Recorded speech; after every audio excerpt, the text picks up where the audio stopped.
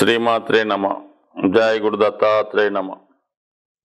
ఈ వీడియోలో మనం శ్రీ క్రోధినామ సంవత్సర ఫలితాలు సింహరాశి వారికి ఏ విధంగా ఉండబోతున్నాయి అన్న విషయాన్ని మనం ఈ వీడియోలో తెలుసుకునే ప్రయత్నం చేద్దాం. సంవత్సర ఫలితాలు పంచాంగ శ్రవణం ద్వారా తెలుసుకోవడం అంటే మనం ఆ సంవత్సరం మన బడ్జెట్ ఏ విధంగా ఉండబోతుంది, మన యొక్క బ్యాలెన్స్ షీట్ ఏ విధంగా ప్లాన్ చేసుకోవాలన్న విషయాన్ని ఈ సంవత్సర ఫలితాల్లో తెలుసుకోవడం జరుగుతుంది. ముఖ్యంగా ఆదాయ వ్యయాలు. సింహరాశి వారికి మరి ఈ సంవత్సరం ఆదాయం 2 పాయింట్లు మాత్రమే ఉన్నది, ఖర్చు 14 పాయింట్లు ఉన్నది. సో దాన్ని బట్టి ఈ సంవత్సరం వీళ్ళ యొక్క ఆర్థిక స్థితి చాలా జాగ్రత్తగా ప్లాన్ చేసుకోవాలి. ఏమాత్రం బ్యాలెన్స్ తప్పినా మరి బడ్జెట్ లోడ్ బడ్జెట్ అయ్యే అవకాశం ఉంది కాబట్టి రుణాల్లో పడే అవకాశం ఉంటుంది. సాధ్యమైనంత వరకు మరి స్వభావ సిద్ధంగా ఈ సింహరాశి వారికి ఉన్నటువంటి అనవసర ఖర్చులు, అక్కర్లేని బాధ్యతలు తగ్గించుకొని చాలా ఎకానమీగా మీ యొక్క ఫైనాన్స్ ఈ సంవత్సరం అంతా ప్లాన్ చేసుకోకపోతే మీకు ఉన్నటువంటి అప్పు పెరిగే అవకాశం ఉన్నది. ఒకవేళ కొత్తగా జీవితాన్ని ప్రారంభించే వాళ్ళు ఎవరైనా ఉంటే వాళ్ళు రుణంలో పడవలసి ఉంటుంది. సో ఏదైనా సరే మరి ఈ సంవత్సరం మాత్రం ఆర్థిక పరంగా అనవసర ఆడంబరాలకి వెళ్ళవద్దు, జాగ్రత్తగా ఫైనాన్స్ ప్లాన్ చేసుకుంటే బాగుంటుంది.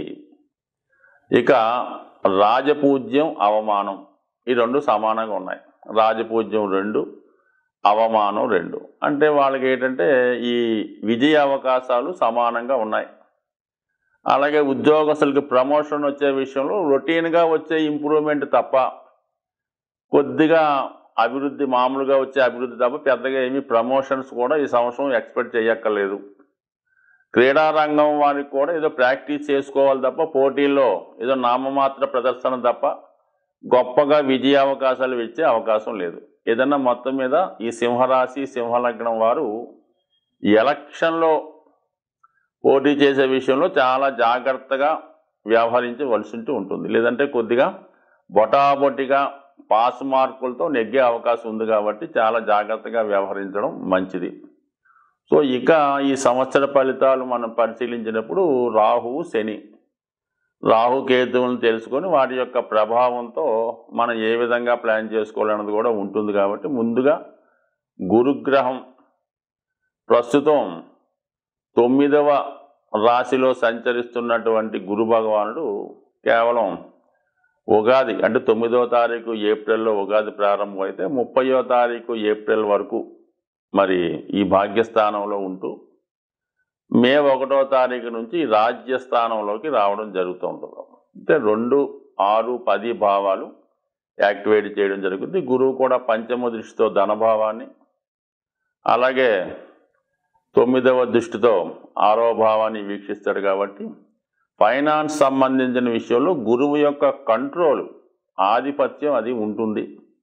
ముఖ్యంగా కుటుంబ సంబంధించిన విషయాల్ని ఒక దారిలోకి తేవడం జరుగుతుంది.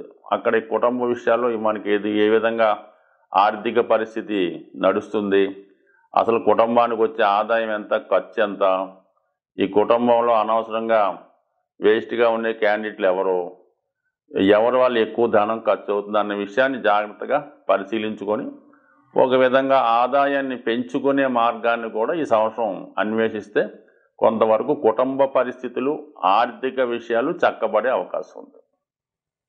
ఇక 6వ స్థానం అన్నది ఏంటంటే ఒక విధంగా మనం ఒకరి కింద సర్వీస్ చేసే విధానం ఏ విధంగా ఉంటుంది, ఎటువంటి సర్వీస్ మనం అందించగలం, అలాగే ఆరోగ్యపరంగా ఏ విధంగా మరి సంవత్సరం ఉంటుంది. మరి ఆరోగ్యం బాగుంటేనే కదా వృత్తి సక్రమంగా నిర్వహించగలడం. అందువల్ల ఒక పక్క ఆరోగ్యాన్ని, ఆహారపు అలవాట్లని కంట్రోల్ చేస్తూ వృత్తిలో నిజాయితీగా అభివృద్ధికరంగా వెళ్ళే విధంగా జరుగుతుంది. బట్ గురువు దశమ స్థానంలో ఉండడం వల్ల ఒక మంచి అధికారుల దగ్గర పనిచేయడం కానీ, ఒక మంచి నాయకుడి దగ్గర మీరు వర్క్ చేయడం కానీ జరగడం వల్ల మీరు యొక్క నిజాయితీగా 10 మంది మెప్పించే విధంగా మీ యొక్క పరిపాలన, ఉద్యోగం, విధి నిర్వహణ చేసే అవకాశం ఉంటుంది. కాబట్టి మొత్తం మీద ఆర్థిక త్రికోణం బాగుంది. అంటే 18 దాకా ఆదాయం మరి 2.14 అనుకున్నాం కదా. సో అది అన్నది మన ప్లానింగ్ బట్టి ఉంటుంది, ఇది మన కంట్రోల్లో ఉంటుంది. కాబట్టి జాగ్రత్తగా చేసుకుంటే చక్కగా మరి అవసరాలకి తగిన ధనం ఒక మంచి మార్గం ద్వారా వచ్చే అవకాశం ఉండదు.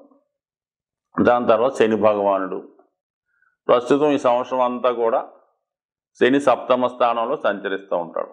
అంటే 7వ స్థానం అంటే 3, 7 కామ త్రికోణాన్ని, అంటే మన కోరికలు, మన ఆలోచనలు, మన యాంబిషన్స్కి శని కారకత్వం వహిస్తున్నాడు. కాబట్టి మరి శని ఎప్పుడైతే ఈ కామ త్రికోణంలో ఉన్నాడో మనం ఎంత పెద్ద కోరినా అది వీడికి ఎంతవరకు ఇవ్వచ్చు, దీన్ని ఎంతవరకు వీడు సాధించగలడు, వీడు ఎంతవరకు దానికి అర్హత కలిగి ఉన్నాడు అన్న విషయాన్ని పరిశీలించి వారి యొక్క ఈ కోరికలు తీర్చే విధంగా శని భగవానుడు మనకి నిర్ణయించడం జరుగుతుంది. అది ఏది కూడా తొందరగా ఇవ్వడు, చాలా ఆలస్యంగా 1-2 సార్లు కఠిన పరీక్షలు నిర్వహించిన తర్వాత ఇవ్వడం జరుగుతుంది. ఉదాహరణకి ముఖ్యంగా వివాహ సంబంధించిన విషయంలో మీరు ఎంత తొందరపడతారో అంత ఆలస్యం అవుతూ ఉంటుంది. బట్ కానీ శని సప్తమ స్థాన సంచార గతుడు అవ్వటం వల్ల వివాహ విషయంలో మాత్రం కొంత కాంప్రమైజ్ తప్పదు. అంటే ఏ విధంగా అంటే అది మీ యొక్క అర్హత కన్నా తక్కువ అర్హత ఉన్నవారు కానీ, ఏజ్ సంబంధించిన విషయంలో కొద్దిగా ఎక్కువ ఉండొచ్చు, లేదంటే బాగా తక్కువ ఉండొచ్చు, లేదా కలర్, లేదంటే ఆరోగ్యం, లేదంటే కమ్యూనిటీ, లేదంటే జాతి, ఏదో ఒక విషయంలో డిఫరెన్స్ ఉండే అవకాశం ఉంది. అది కూడా అంత సునాయాసంగా రాదు, మేమేదో ఇలా చేసుకుంటామంటే వచ్చే అవకాశం అయితే లేదు. అది కూడా అనేక శ్రమ పడిన తర్వాత, అవతల వాళ్ళని బాగా మెప్పించిన తర్వాత, చివరి నిమిషం దాకా కూడా ఇబ్బంది పడుతూ చివరి నిమిషంలో మీ యొక్క అంటే వివాహం అనొచ్చు, ఏదైనా ఆశించినది ఏదైనా సరే చివరి నిమిషం దాకా ఇబ్బంది పెడుతూ మీ అర్హత కన్నా తక్కువ స్థాయిది మీకు వచ్చే అవకాశం ఉంటుంది. బట్ ఈ విధంగా కొద్దిగా రాజీ పడితే మంచిది. ఇక రాహు అష్టమ స్థానంలో సంచరిస్తున్నాడు. అంటే 4, 8, 12 అంటే గురువులాగే రాహు కూడా పంచమ దృష్టి, భాగ్య దృష్టి ఉంటుంది. కాబట్టి మరి 4, 8, 12 భావాలు అంటే మీకు మోక్ష త్రికోణాన్ని యాక్టివేట్ చేయడం జరుగుతూ ఉంటుంది. మరి రాహు ప్రమాదకరమైన వ్యక్తి కాబట్టి మరి ఒక మాయా ప్రపంచంలో పేరుకి మోక్షంగా ఉంటూ అదే మరి అక్కలేని అన్ని మరి ప్రపంచక విషయాల్లో అన్ని సుఖాలు అనుభవిస్తూ బయటికి మాత్రం ఒక ఆధ్యాత్మికవేత్తగానో ఒక గొప్ప వ్యక్తిగానో చాలామంది అవుతుంటాడు.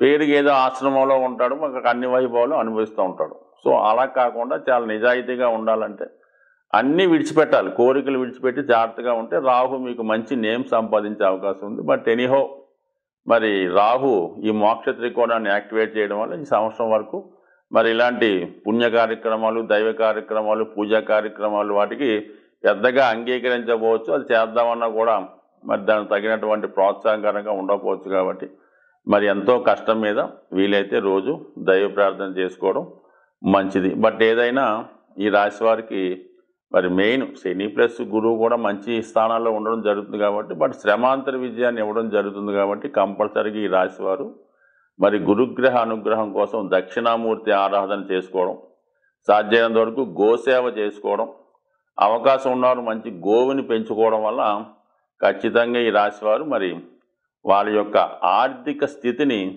మరి సాధారణంగా బ్యాలెన్స్ చేస్తూ సంవత్సరం ఆఖరికి మిగులు బడ్జెట్లో ఉంటారని ఆశిస్తూ, సాధారణంగా ఈ గ్రహాలు అంటే మనం మాస ఫలితాలు, వార ఫలితాలు, సంవత్సర ఫలితాలు చూసుకున్నప్పుడు గ్రహాలు ఒక రాశి నుంచి ఒక రాశికి మారుతున్నప్పుడు అవి సువర్ణమూర్తి, రజితమూర్తి, తామ్రమూర్తి, లోహమూర్తిగా వాటికి ప్రవేశించినప్పుడు వాటి స్థితిని బట్టి ఈ విధంగా అవి యాక్ట్ చేయడం జరుగుతుంటుంది. ఉదాహరణకి ఏదో గురుగ్రహం మారితే కొన్ని రాశుల వారికి సువర్ణమూర్తిగా ఉండడం జరుగుతుంది, అద్భుతమైన యోగాన్ని ఇస్తూ ఉంటాడు ఆ రాశుల వారికి. కొంతమందికి తామ్రమూర్తిగా ఉంటాడు, కొంతమందికి లోహమూర్తిగా ఉంటాడు. అంటే ఈ లోహమూర్తిగా ఉన్న వాళ్ళకి మంచి స్థానంలోకి వచ్చినా కూడా ఇబ్బంది పెడుతూ ఉంటాడు. అదే రజితమూర్తిగా ఉన్న వాళ్ళకి కొంత మిక్స్డ్గా ఉండడం జరుగుతుంటుంది. ఇలా ప్రతి గ్రహానికి కూడా ఈ మూర్తి నిర్ణయం అనేది జరుగుతూ ఉంటుంది. సో ఆ కారణం వల్ల కూడా మరి గోచారరీత్యా ఇప్పుడు ఏలినాడు శని వచ్చింది, అదే సువర్ణమూర్తి అయితే పెద్ద ఇబ్బంది పెట్టడు. ఈ విధంగా అందరికీ ఒకే విధంగా ఉండదు, రాశులను బట్టి ఈ మూర్తి నిర్ణయం జరుగుతూ ఉంటుంది. ఇది కూడా గోచారంలో పర్టికులర్గా నిర్ణయించవలసిన విషయం. అది వ్యక్తిగతంగా మీరు పర్సనల్గా ఎవరన్నా జ్యోతిష్కుని చూపించుకున్నప్పుడు ఆ గ్రహం ఏ భావంలోకి వస్తుంది, అది ఏ మూర్తిగా నిర్ణయించడం జరిగింది అన్న విషయం మీదే ఆ ఫలితం ఆధారపడి ఉంటుంది. అలాగే గ్రహాలు మారినప్పుడు కూడా అష్టక వర్గు అని ఒకటి ఏర్పడుతుంటుంది. అంటే ఒక్కొక్క గ్రహం కొన్ని బిందువులు ఇస్తూ ఒక సామూహికంగా ఒక అష్టక వర్గు ఏర్పడుతుంటుంది. సో ఈ అష్టక వర్గులో విడివిడిగాను అష్టవర్గం ఉంటుంది, అన్నిటికీ కలిపి ఒక అష్టవర్గం ఉంటుంది. సుమారుగా శని మీ జాతకంలో ఒక 7 గ్రహాలు ఉన్న రాశి మీద, శని 7 బిందువులు ఇచ్చినటువంటి రాశి మీద సంచరించినప్పుడు అది ఏ భావమైన అద్భుతమైన ఫలితాలు ఇవ్వడం జరుగుతుంది. అది 11లోకి వచ్చినా కూడా శని భగవానుడు 0 బిందువుల మీద ప్రయాణిస్తుంటే ఎట్టి పరిస్థితుల్లో కూడా మీకు ఉపయోగించడం చాలా ఇబ్బంది పెడుతుంటాడు. అందువల్ల ఈ అష్టవర్గులో బిందువులు, ఈ మూర్తి నిర్ణయం రెండూ కూడా ఈ జ్యోతిష విధానంలో చాలా ఇంపార్టెంట్ అయినవి. ముఖ్యంగా గోచార సంబంధించిన విషయాల్లో ఈ 2 విషయాలు, అంటే ఒకటి ఈ మూర్తి నిర్ణయం, 2 ఈ అష్టకవర్గ బిందువులు పూర్తిగా పరిశీలించిన తర్వాత మాత్రమే ఆ గ్రహం ఇచ్చే ఫలితాన్ని నిర్ణయిస్తే ఇంకా అనుకూలమైనటువంటి అక్యురేట్ ఫలితాలు మీరు పొందగలిగే అవకాశం ఉంటుంది. ఇది ఎక్కువగా ఈ ఉత్తరాది రాష్ట్రాల్లోనూ తమిళనాడులో కూడా ఈ సిస్టాన్ని అమలు చేస్తూ ఉంటారు. సో మరి తీరుకున్న వాళ్ళు జ్యోతిష్కులు కూడా పరిశీలించవచ్చు. అలాగే జ్యోతిష్ అభిమానులు కూడా ఈ విషయాన్ని దృష్టిలో పెట్టుకొని మీరు జ్యోతిష్కుడిని సంప్రదించినప్పుడు ఈ విషయాన్ని కూడా తెలుసుకుంటే మీకు ప్రతి సంవత్సరం మీరు జన్మ జాతకంలో ఈ అష్టక వర్గు సీట్ ఒకటి ఉంటుందన్నమాట.